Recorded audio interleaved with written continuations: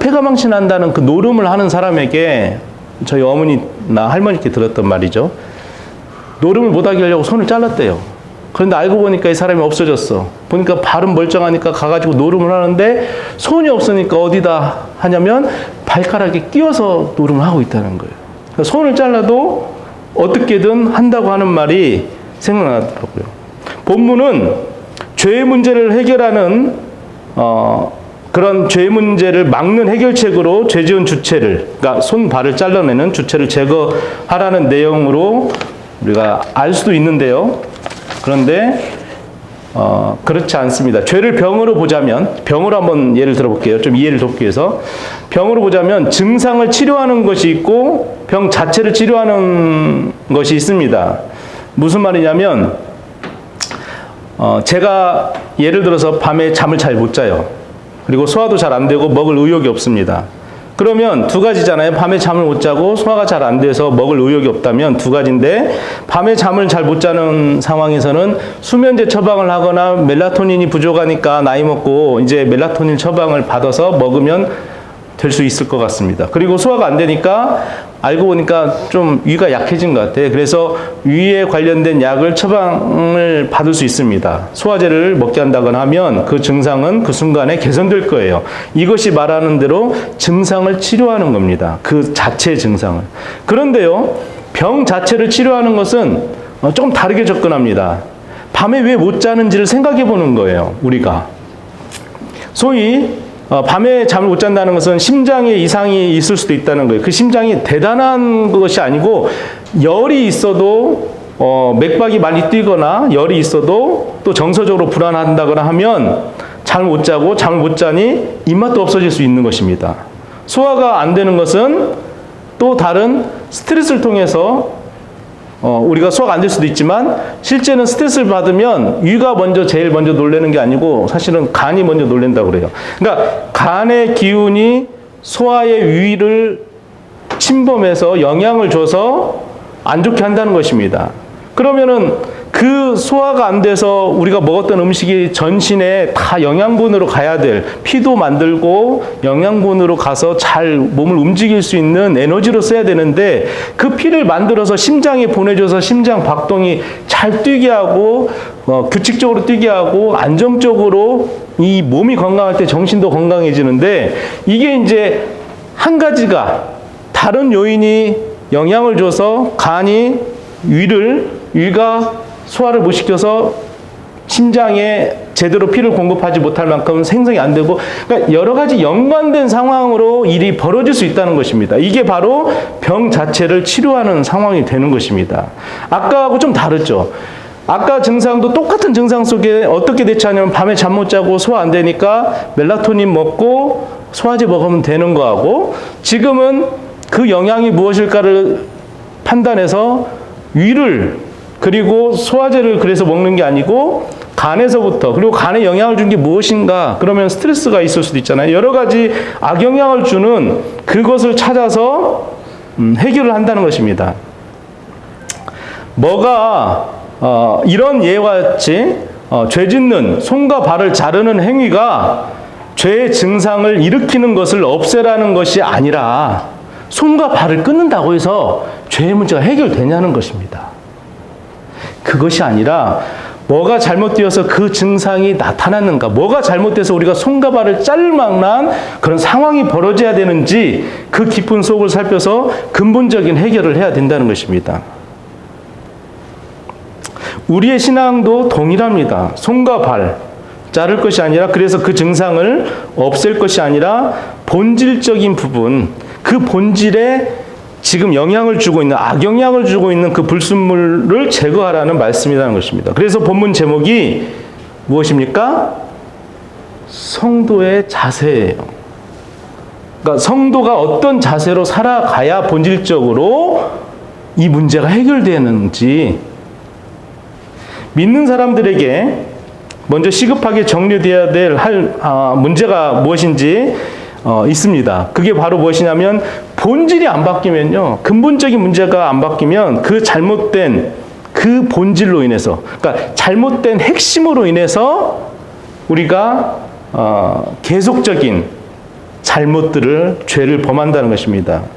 그래서 우리가 본질에 잘못됐음에도 불구하고 그 본질에 잘못된 걸로 인해서 만들어지는 현상들만 가지고 싸우는, 그러니까 겉에 보이는 것들로만 인해서 싸우는 그런 신앙의 행위들이 있어요. 그런 우리의 신앙이 깊게 뿌리내리기 전에 예수 믿은 시간이 막 길어도 이 문제가 해결되지 않으면 기쁨이 없는 거예요. 신앙 행위만 연수를 켜켜이 계속 쌓아가는 겁니다. 신앙 행위에만 초점이 맞춰진 채로 살아갈 수 있다는 거예요. 우리가 신앙생활하는 데 있어서 어려운 것은 어느 시대나 과거나 지금 현재나 앞으로 더 복잡한 우리가 예측할 수 없는 세상의 변화가 오는 시대에 산다 할 때 본질보다는 현상에 눈이 밝아지는 것이 인간이에요.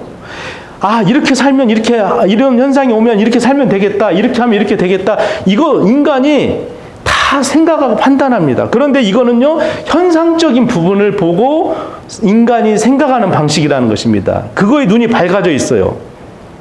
왜냐하면 하나님이 우리의 생각대로 살 수 있는 게 아니고 선악과를 먹지 말라고 한 것은 눈이 밝아졌잖아요. 먹고 나서. 그 눈이 밝아진 것은 세상의 기준에 눈이 밝아진 겁니다. 하나님의 기준의 방법대로 하나님께 순복하고 하나님 말씀에 순종하는 삶으로 살 수 있도록 선악과는 안 돼. 이거는 딱 지켜야 될 기준이었는데 우리가 그걸 넘어선 거잖아요. 그러므로 인해서 잘못된 현상을 바라보는 눈만 밝아지게 된 겁니다. 그때부터 우리의 주인이 바뀌었죠. 하나님이 주인이 아니라 세상 공중 권세 잡은 마귀가 우리의 주인이 되어버린 상태가 된 겁니다.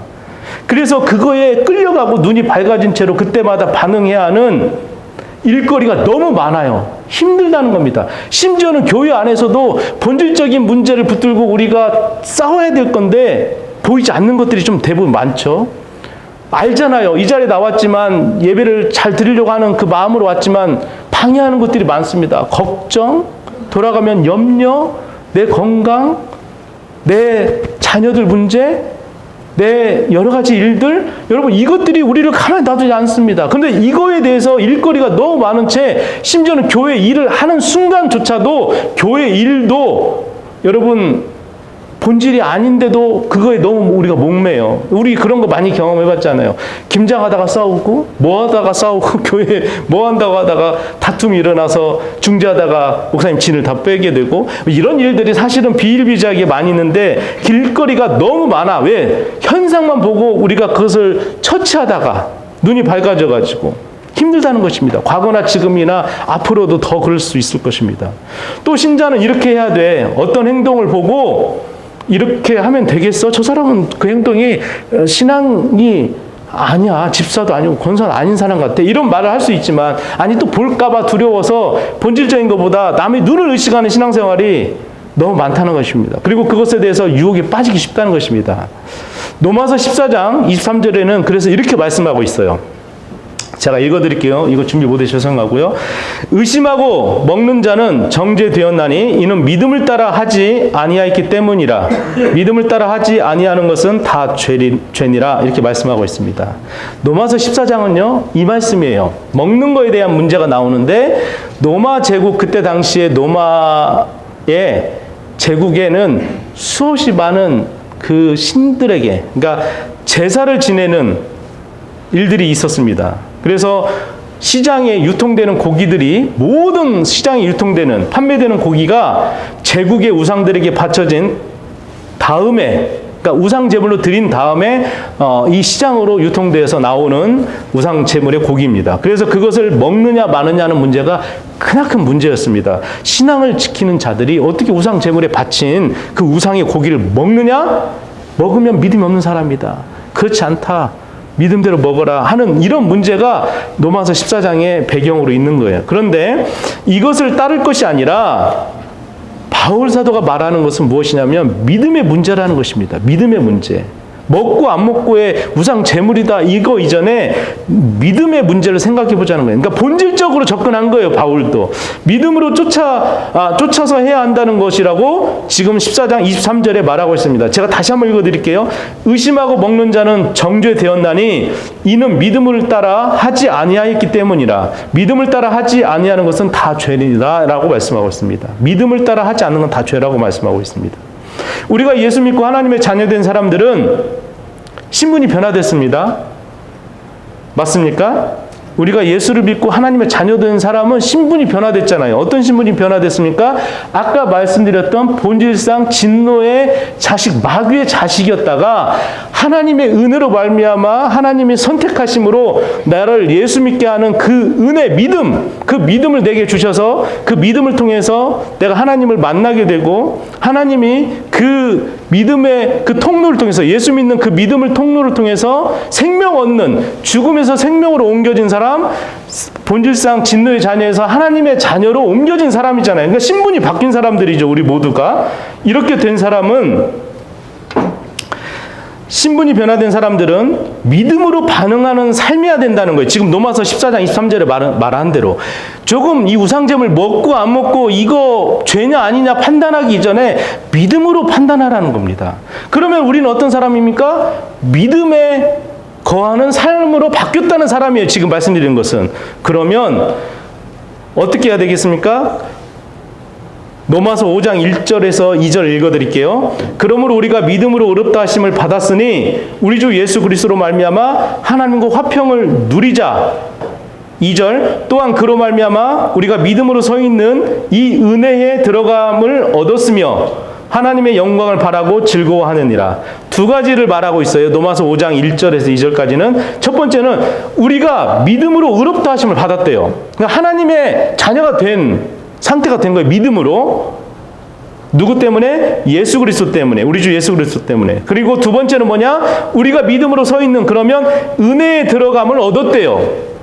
여러분 다 알고 있는 내용 있잖아요. 우리가 믿음을 어떻게 얻었어요? 하나님의 은혜로 얻었다라고 지금 말하고 있는 거예요. 그런데요, 제가 그동안 수없이 강조했던 것이 믿음이에요. 믿음. 뭐냐? 의롭다함을 얻은 사람입니다. 저와 여러분은 신분이 바뀐 사람입니다. 이거에 대해서 요한복음에서 수도 없이 여러 사람, 성경에서 기록되어진 가나 혼인잔치부터 누구죠? 나다니엘, 수가성 여인, 그 다음에 38년 병자, 이런 이야기들을 계속 했었단 말이죠. 그런데 그 믿음을 어디서 얻었다? 의롭다 하심 얻었는데 은혜로 말미암아 얻었다. 근데 제가 이 말을 단지 믿음을 은혜로 얻었다라고 하는 말로만 지금 로마서 5장을 말하고 싶지 않아요. 왜 그러냐면 여기서 바울은 하나 더를 말합니다. 믿음으로 구원을 얻은 사람은 그 믿음으로 구원을 은혜로 얻었으니까 그럼 어떻게 할 것이냐가 이 안에 담겨져 있어요. 두 번째 내용이잖아요. 은혜에 들어감을 얻었다라고 말하고 있습니다. 은혜로 들어감을 얻었다 우리가. 믿음으로 예수 그리스도를 믿은 자들이 하나님과 화평을 누리는데 우리가 믿음으로 서 있는 이 은혜에 들어갔다라고 말해요. 은혜에 들어갔어요. 이제 우리가 믿음으로 은혜를 얻은 것뿐만 아니라 그 말은 추가적으로 믿음으로 은혜를 얻었다. 그러면 믿음의 은혜에 들어갔다. 그거는 그냥 믿음을 은혜로 얻었다는 것에 그치는 것이 아니라 조금 더 나아가는 말씀인데 우리가 이전에는 아까 말씀드렸던 본질상 진노의 자식, 마귀의 자식이었다가 마귀가 좋아하는 것을 나도 모르게 하는 삶이었지만 예수 믿고 하나님의 사람이 된 이상 그럼 마귀와는 이제 더 이상 관계가 없는 빠이빠이한 상태다. 그러면 어떤 상태로 우리가 살아가야 되냐? 신분은 고귀한 하나님의 사람이 되었다는 거고 그 신분에 합당한 삶을 살아야 된다는 것입니다. 이것이 바로 은혜에 들어감을 얻은 자라고 말을 하는 거예요. 믿음으로 얻은 자가 은혜에 들어감을 얻었다라고 하는 말씀에 응하는 말씀입니다. 신분은 고귀한 하나님의 사람인데 하는 짓은 은혜의 자리에 있지 않아요. 다시 말해서 우리가 속한 영역이 마귀의 지배에서 다른 영역으로 우리가 옮겨졌어요. 우리가 똑같이 이 세상 속에 안 믿는 사람하고 같이 다 사는 것 같지만 우리의 신분은 완전히 바뀐 채로 우리는 다른 세상 속에 살고 있는 사람이라는 것을 믿으시길 바랍니다. 다른 세상 속에 살고 있어요. 그런데 이 세상이 몸담고 있다는 이유 하나만으로 눈이 밝아진 채로 과거에 죄의 영향 속에 있었던 우리가 육신의 연약함도 있고 우리의 연약함이 있어서 그런지 모르지만 계속 돌아가려고 하는 겁니다. 어떻게? 떠나온 영역에서 믿음의 은혜의 자리로 나온 사람이 은혜가 아닌 자리로 막 가려고 해요. 마귀의 지배에서 벗어난 사람들이 거기서 떠난 사람의 영역, 하나님의 영역으로 들어와 있는데 하나님의 은혜 영역으로 들어왔는데 세상 사람들이 자기 마음대로 사는 그 세상, 그 영역으로 들어가려고 하는 것입니다. 여러분 어거스틴을 알잖아요. 어거스틴이 쓴 책에는 하나님의 도성이라는 책이 있어요. 하나님의 도성. 거기에는 두 가지가 나옵니다. 신의 도성과 인간의 도성이 나와요. 그걸 노마 제국에서 빗대어서 어거스틴이 설명합니다. 그 노마 제국은 어떤 세상이냐면 인간이 만든 제국이잖아요. 그리고 수없이 많은 암투가 벌어집니다. 그 왕권을 계속 이어가기 위해서 가족, 형제를 죽여요. 여러분 그냥 노마를 잘 몰라도 듣는 내용으로 그냥 우리가 지금까지 살아오면서 들었던 내용으로 수없이 많은 그 왕권을 지키기 위해서 부인을 바꾸고요. 자녀를 죽이고 심지어는 엄마가 자녀를 죽이고 형제를 죽이는 것이 그냥 조선시대도 마찬가지잖아요. 이방원이 다 죽였잖아요. 형제간들을. 이것처럼 이 인간의 세상은 사랑과는 무관한 세상입니다. 세상의 사랑은 무엇이냐면 돈을 사랑하고 권력을 사랑하고 이 세상 마귀가 좋아하는 것을 사랑하는 것들로 세워진 잘못된 사랑으로 세워진 제국이 인간의 도성입니다. 하나님의 도성은 어떤 거냐? 하나님의 사람들이 이 세상에 우리가 비록 비루하고 비천한 신분처럼 아무것도 가진 것 없는 처럼 연약한 자 예수 그리스도의 연한 순이 도살장에 끌려가는 어린 양처럼 끌려가서 피를 흘려서 죽임을 당함으로 인해서 우리 죄가 용서받는 이사야 53장에 말씀한 것처럼 어린 양, 어린 순이라고 하잖아요.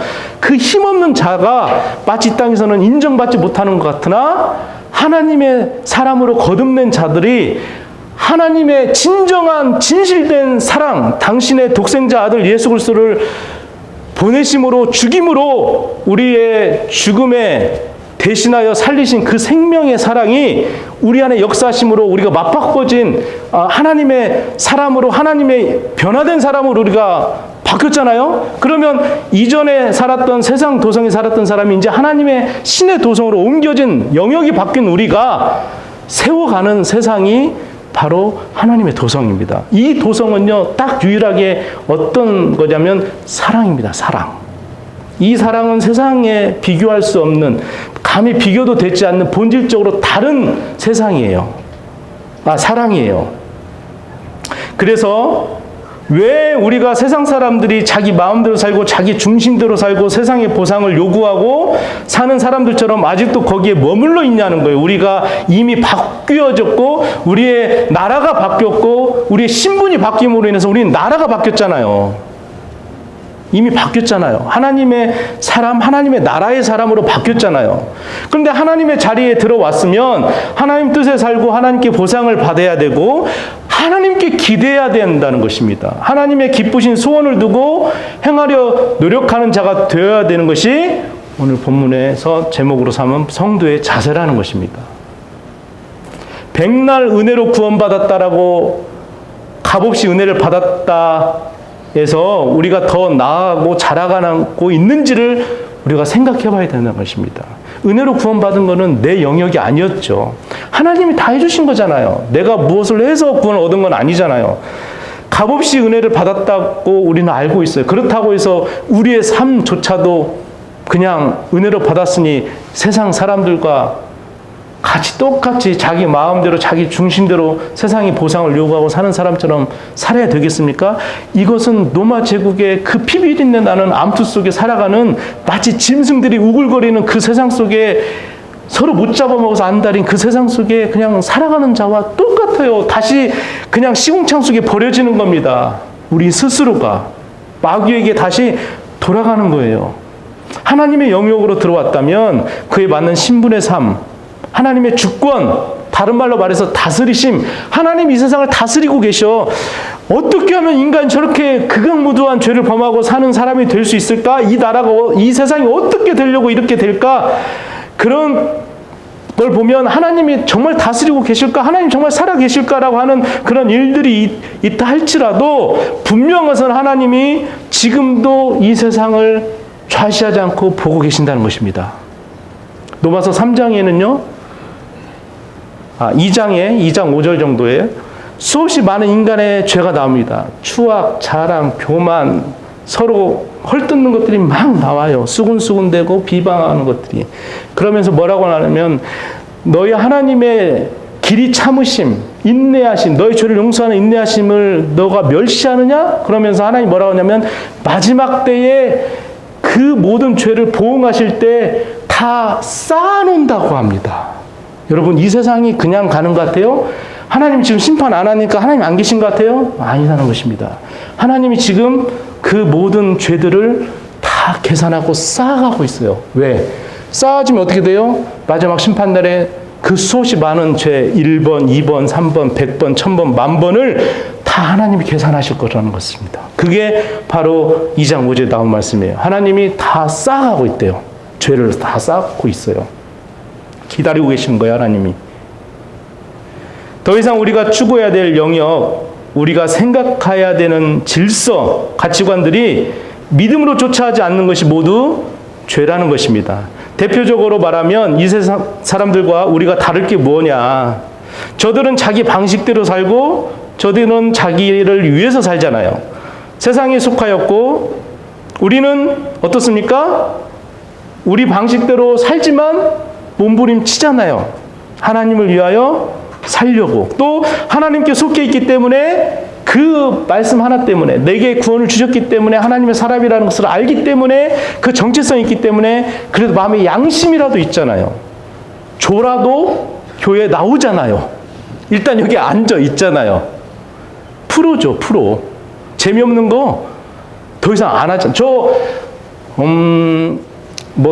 넷플릭스 통해서 많은 영화를 보고 드라마를 봐도 여러분 어제 무슨 일이 있었냐면 차정숙을 봤는데 차정숙 의사 차정숙인데 13화를 봐야 돼요.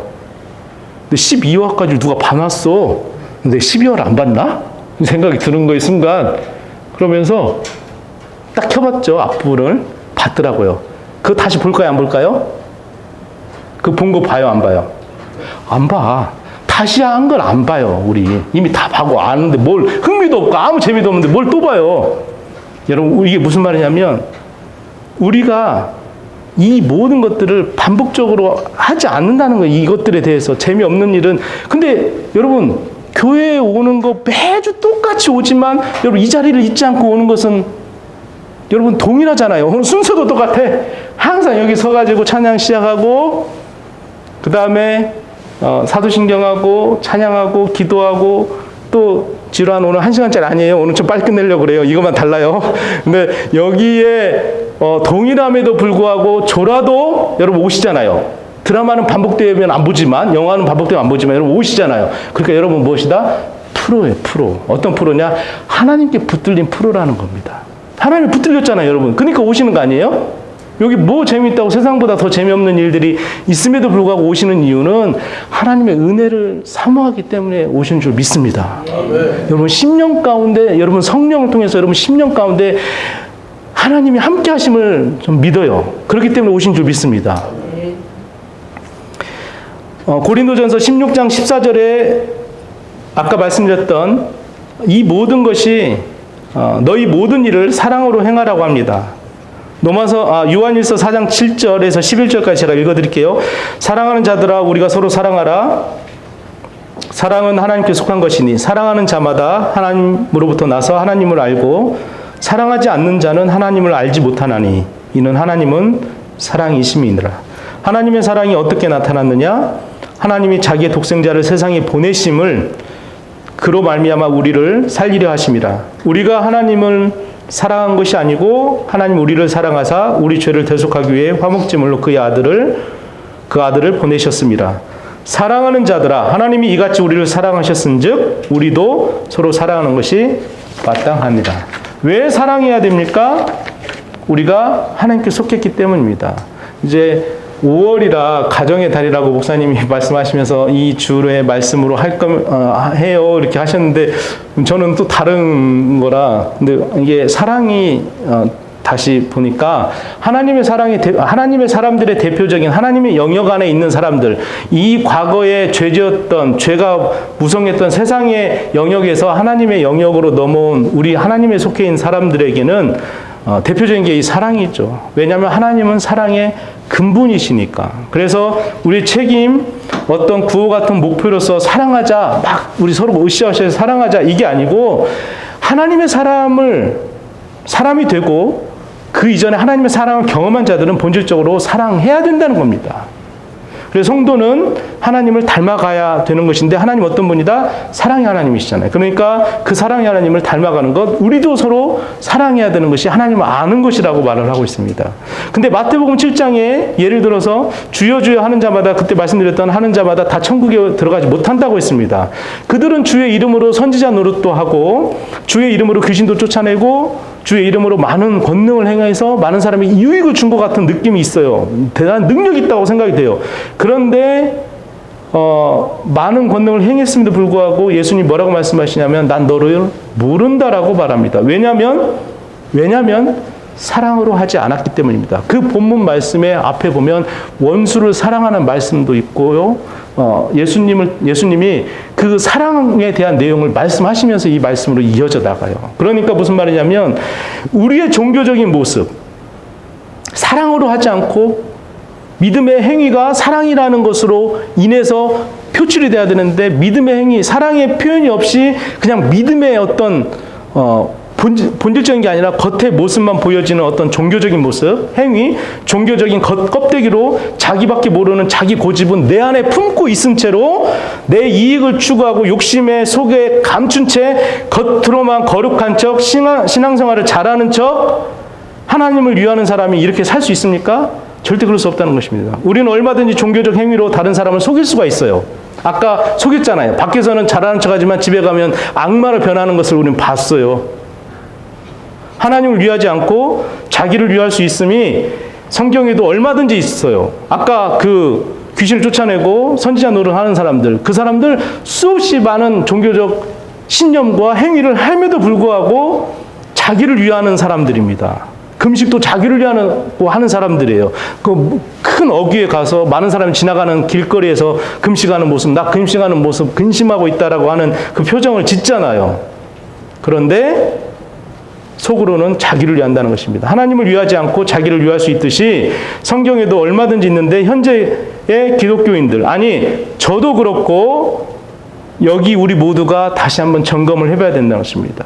가면을 벗어야 된다는 것입니다. 저와 여러분이 세상 기준을 따르면서 자기 욕심을 챙기면서 하나님을 믿는 그 거룩함을 가장한 신부에, 우리가 신부라고 하는데, 예수 그리스도의 신부라고 하는데, 그 잘못 가장된 욕심이 내 안에 있음에도 불구하고 겉으로는 치장하고 있는 거룩한 신부인 양 하는 그 면사포를 벗어내야 된다는 것입니다. 로마서 3장에서는요, 아주 무서운 말씀으로 경고하고 있습니다. 죄에 대해서 적나라하게 다루고 있어요. 그래서 로이드 존스 그 목사님이 로이드 존스 쓸 때 제1권을 3장부터 시작해요. 쓰는 이유가 로마서 3장부터. 왜냐하면 거기에 죄가 아주 적나라하게 우리 자신을 먼저 알아야 돼요. 죄인인 것을 알을 때, 비참할 때 하나님의 은혜가 6장에 가고 7장에 가고 8장에 갈 때 은혜가 우리한테 사무쳐지는 거지, 새삼 느껴지는 거지. 나 죄인 아닌데? 그러면 무슨 은혜가 값없이는 그냥 발로 뻥 차도 되는 아무 가치 없는 도매금으로 십자가의 사랑을 발로 차는 수준이 돼버리잖아요. 그런데 이 3장에 얼마나 악한 것들이 나오냐면 이렇게 말씀하고 있어요. 죄에 대해서 적나라하게 다루는데 죄가 많이 나옵니다. 그런데 무서운 것은, 성경 있으시면 한번 찾아볼까요? 로마서 3장 18절 가면 뭐라고 나오냐면요, 아주 무서운 죄가 하나가 나옵니다. 이 말씀에 그렇게 죄인된, 지금 죄가 기록됐어요. 의인은 없나니 하나도 없고 깨닫는 자도 없고 하나님을 찾는 자도 없고 다 치우쳐 함께 무익하게 되고 선을 행하는 자가 없대요. 목구멍은 열린 무덤이고 그 혀로는 속임을 일삼으며 입술은 독사의 독이 있고 그 입에는 저주와 악독이 있고 그 발은 피 흘린 데 빠른지라 파멸과 고생이 그 길에 앉아 평강의 길을 알지 못하였고 하면서 18절입니다. 3장 18절 읽어볼게요. 같이 읽어도 됩니다. 그들의 눈앞에 하나님을 두려워함이 없는 것 같으니라. 하나님을 두려워하지 않아요. 그러면 끝난 거죠. 하나님을 두려워하지 않는데요.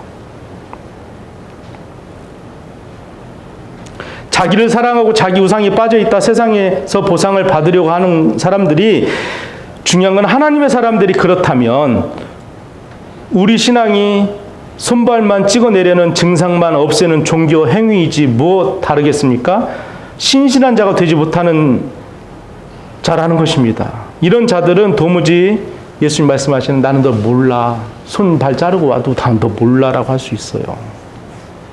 손발 자르는 것이 증상만 해결한다고 해서 우리의 본질적인 문제가 해결이 되는 게 아니고, 우리의 본질적인 건 다시 말씀드릴게요.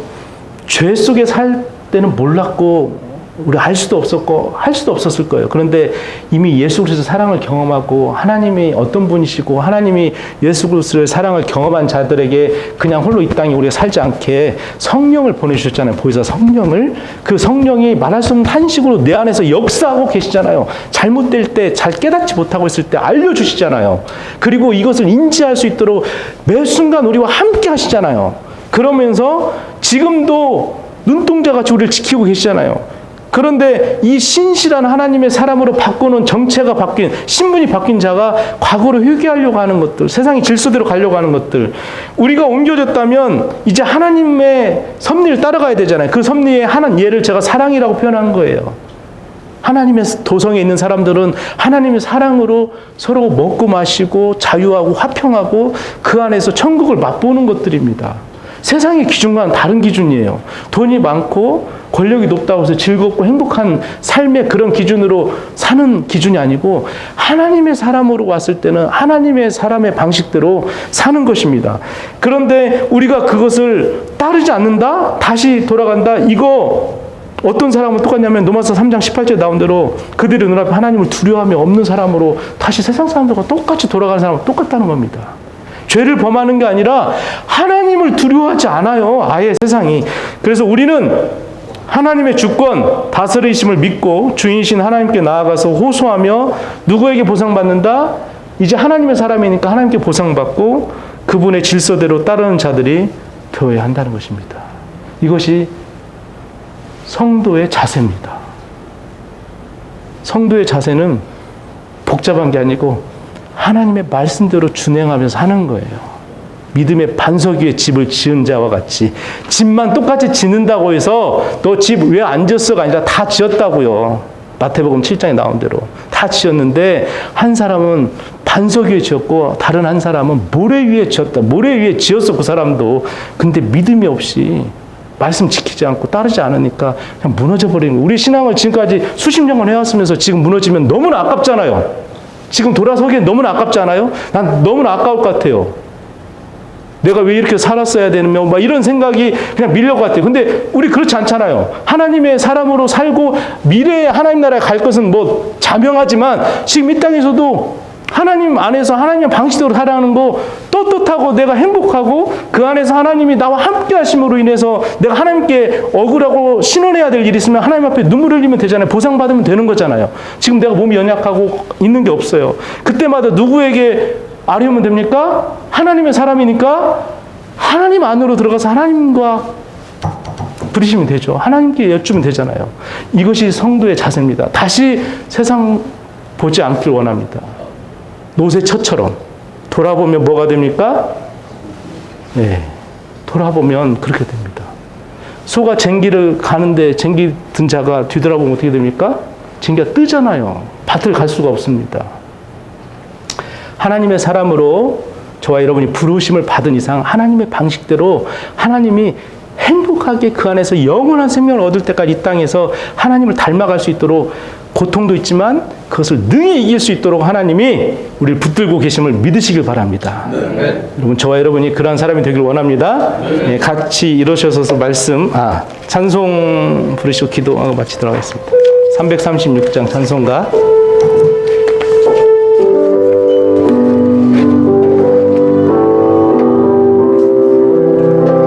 환난과 핍박 중에도 환난과 핍박